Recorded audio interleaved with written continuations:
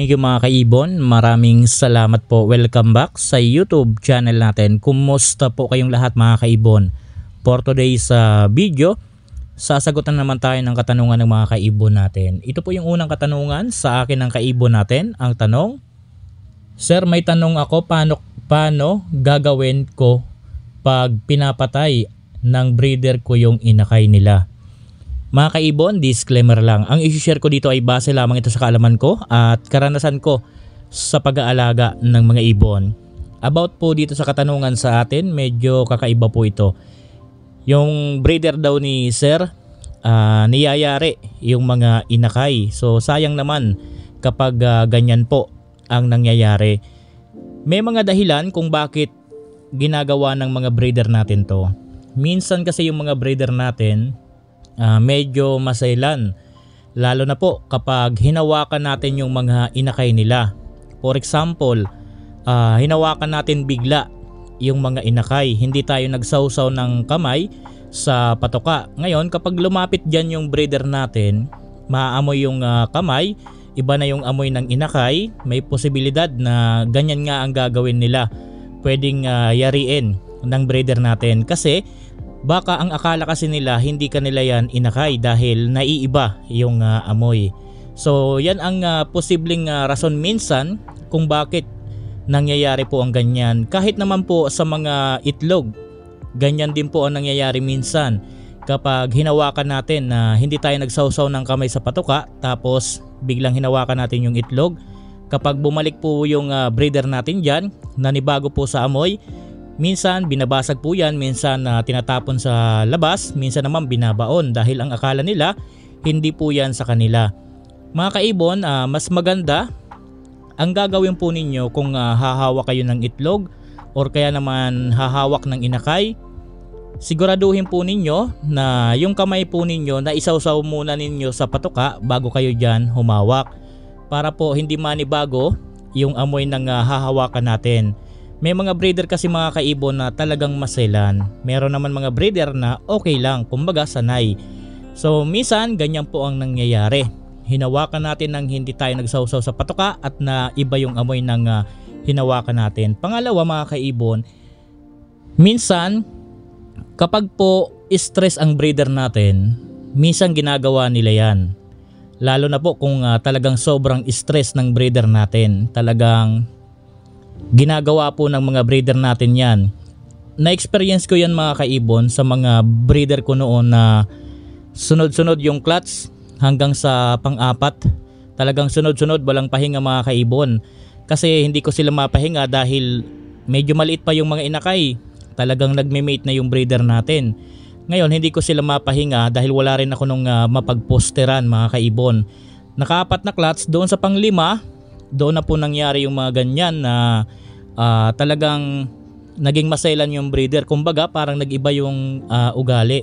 Siguro dahil sa stress na rin sa tagal ng nagbubuhay ng mga inakay, kaya siguro nangyari yon. Hindi ko naman sila binubulabog, hindi naman tayo humahawak ng basta-basta sa inakay na hindi tayo nagsasawsaw ng patoka. Basta pagsilip ko na lang, talagang may tama yung mga inakay. Ang nakakapanghinayang doon dahil medyo malaki na ng konti yung mga inakay, weeks old na yung mga inakay nila.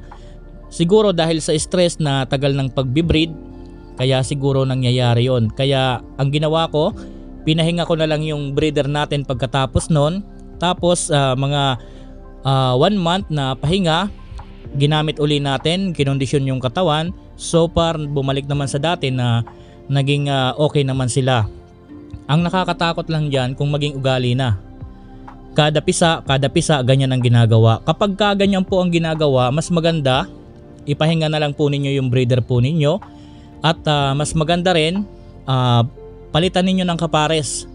Minsan kasi ang nagiging sala rin dyan, hindi lang naman minsan yung hen, minsan nga yung kak ang naging agresibo sa mga ganyan. Kaya mas maganda ipahinga po ninyo and then palitan po ninyo ng kapares. Baka sakaling magbago. Pero kung hindi na talaga magbabago, ang mapapayo ko na lang dito, kada merong silang itlog na pertail, lalo kung maganda po ang parisan, mas maganda ipaposter nyo na lang.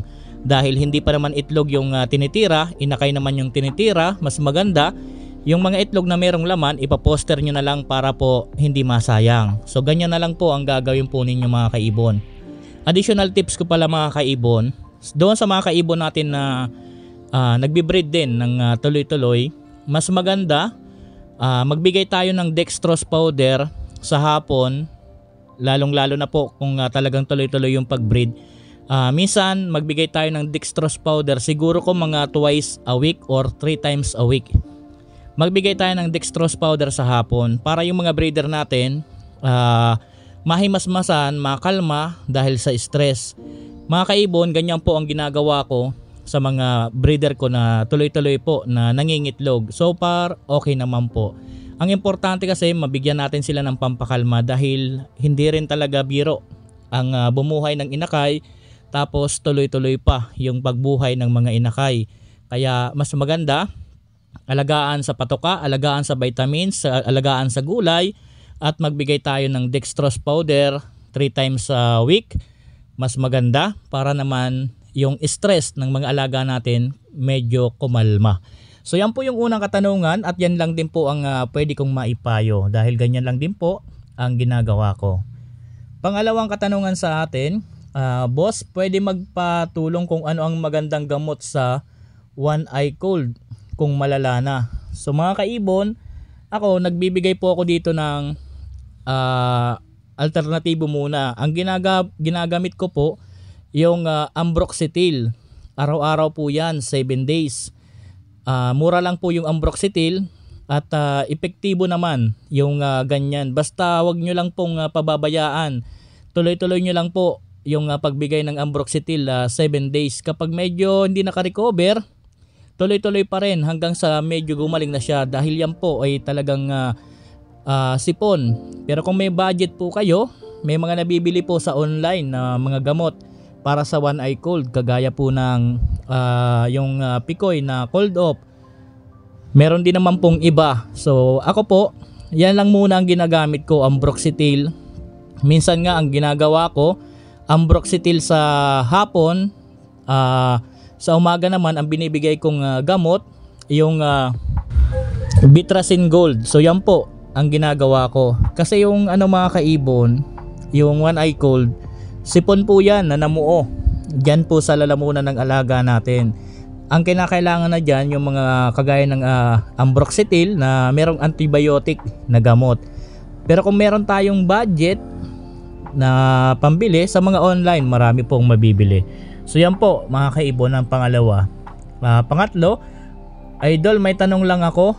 May mga breeder ako na lahat ng itlog puro fertile pero laging dead and shell. Buo na pero di nakakalabas sa itlog. Doon siguro sa shell hindi nakakalabas. So pagka ganito kasi ang breeder natin, medyo mahirap po ito dahil lalo kung basal. Ganyan ang ginawa. Sunod naman, ganyan pa rin yung ginawa. May mga ibon kasi na magaling talaga yung pakiramdam, kumbaga yung instinct ng pakiramdam nila. Halimbawa, kahit hindi nga nila yan itlog, kaya nila yung pisain. Yung mga ibon na ganyan, yan po yung magagaling. Malakas po ang pakiramdam, alam nila kung kailan lalabas yung mga itlog. For example, kagaya ng mga pinapaposter, hindi naman nila yung itlog. Hindi naman alam natin kung for example late na, ilang araw na nandoon yun bago natin sa kanila pinaposter pero napisa nila. Sila yung mga ibon na malalakas yung pakiramdam. Yan po ang napakagandang mga breeder dahil kahit hindi nga nila itlog, napipisa nila. Kasi kagaya nito, sariling itlog pero hindi napipisa.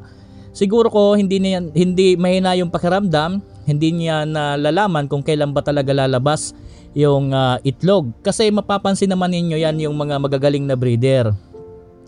Bago mapisa yung isang itlog, nagkakaroon muna yan ng mga konting crack-crack, konting bitak-bitak bago matuluyan mapisa. Kumbaga pinapasingaw muna yon, pinapahinga para yung pinakang mga dugo-dugo, yung mga nandyan na ugat-ugat na kulay red, kumbaga matuyo para maging parang tubig para mabilis, madulas kung lalabas. So yan po ang mga breeder na talagang magaling. Minsan kasi mga kaibon, may breeder din na hindi talaga pumipisa. nangingitlog lang siya pero hindi siya nangingitlog siya, naglilimlim siya pero hindi siya nagpipisa. So merong mga breeder na ganyan. Pero kung ang breeder mo, 4 na itlog, napisa lang 2, yung 2 dead in shell, minsan diyan ko masasabi na hindi magaling. Hindi niya nakuha yung tamang tiyempo para mapisa yung 2. Pero kung ang breeder natin hindi nagpipisa, kagaya niyan palaging dead in shell, hindi nagpipisa. So hindi talaga siguro yan nagpipisa, baka nangingitlog at naglilimlim lang yan. Ang mapapayo ko rito, pwede nyo po yan biyakin. Baka po sakaling magbago yung tema ng breeding niya. Pero kung kapag biniyak po ninyo ganun pa rin, so wala na pong ibang chance dyan. Ipaposter nyo po yung itlog na nilimliman niya na fertile. Ipaposter nyo po para mapisa, para hindi naman masayang. So yan po ang pwede natin gawin dyan. Pang-apat na katanungan sa atin mga kaibon. Sir, pag nag-itlog ba ang breeder ng isa, pwede po ba itigil ang fertility vitamins? Hindi po ba mag-infertile ang mga kasunod na itlog? Itigil ko na agad ang fertility vitamins. Thanks po sa sagot. Mga kaibon, kapag nagbibigay tayo ng fertility booster sa mga alaga natin, once po na umitlog na yan, itigil nyo na po yung pagbigay. Kapag tinuloy-tuloy nyo kasi yan, mas lalong hindi magiging fertile yung itlog. Dahil kapag nasobrahan, yan po ang kalalabasan, magiging infertile po yan. Para mas maganda, kapag nagkaroon na sila ng itlog, halimbawa ng itlog ng isa, i-stop nyo na po, okay na po yan. Ganyan po ang pagbigay. Kahit naman po doon sa mga nagbibigay po ng mga fertility booster, kagaya po ng yung mga pellet na pampa-fertile ng itlog. So ganun din po yan, kapag nangitlog na po ang ibon, halimbawa ng itlog ng isa, i-stop nyo na po yan. Bigyan nyo na po yung alaga po ninyo ng vitamins para po mas maganda. Araw-arawin nyo po vitamins at magbigay po kayo ng gulay. So yan po ang dapat lang po ninyong ibigay pagkatapos na mabigyan nyo ng pa-fertile. So yan po ang dapat lang natin ibigay, vitamins and then gulay. Yung fertility booster, stop na po yan habang nangingitlog.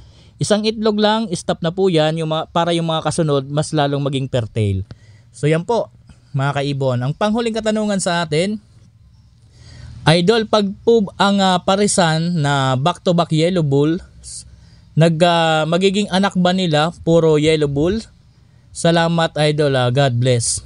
So halimbawa po, kung solid green lang po yan, solid na yellow bulls lang yan, walang naka-split na ibang kulay, lahat po ng magiging anak po niyan, halos lahat talaga yan yellow bulls. Pero kung baka yung yellow bulls po ninyo may mga throwback na pinanggalingan, or baka yung dalawang yan pareho, for example sa pareho naka-split sa blue, or kaya naman naka-split sa par blue.